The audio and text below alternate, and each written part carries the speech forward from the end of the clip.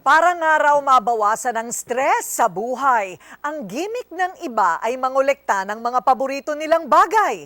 Hanggang sa dumami ito at kapag tinitigan ng may-ari ay para bagang mga medalyang nakamit sa buhay. Meron ka ba nito? Mga bagay na naipon na naging bida kolekta.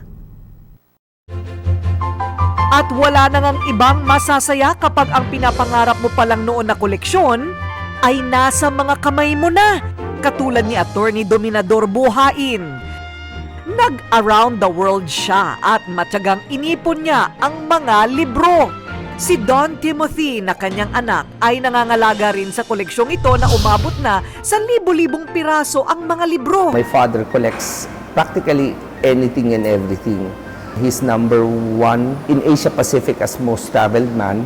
More or less 251 countries ang nasa collection niya. Some people would look at it as an item. Pero sa kanya, it's looked at as a journey. For every item that he bought, he could tell you a lot of stories about it.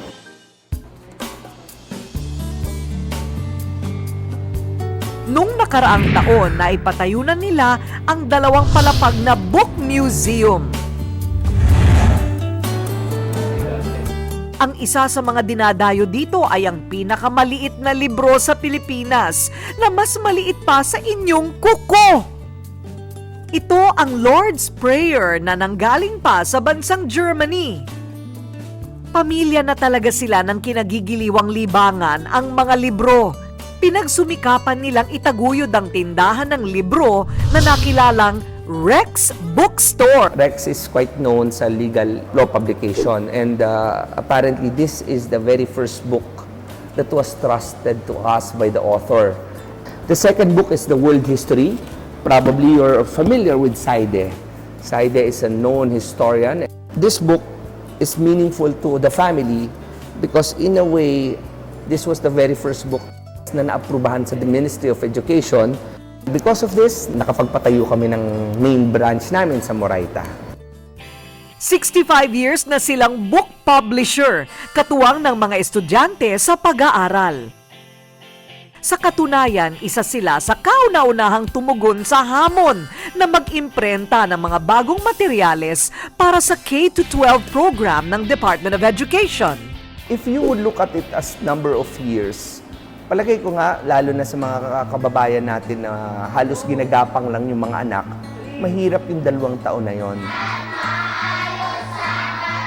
In the long run, they would realize that 2 years is nothing for a lifetime of bigger possibility of success. Isang importanteng konsepto sa K-12 is maging ready ang bata sa 21st century. Yung skills na kailangan. Maging ang mga guro ay ginawan nila ng koleksyon ng kaalaman na naglalaman ng modernong teacher's resource material na tumutugma sa mga librong gamit ng mga estudyante. I always feel whatever I sell will have a lasting impact to the children. We've been here for 65 years. It's about time we give it back and be pure in our intention of uplifting education. Kaya sa susunod na taon, layunin nilang magkaroon ng pagsusuri kung may paglago sa karunungan ang mga bata. Kailangan may align sa ano ba nangyari sa bata. Lalo na ngayon, ang curriculum ay standards-based assessment. Ika nga may standard ng gobyerno. Pag nag-test ang bata, gaano kayo kalayo sa standards na create ng gobyerno. It would allow people to know how far they are from the defined standards.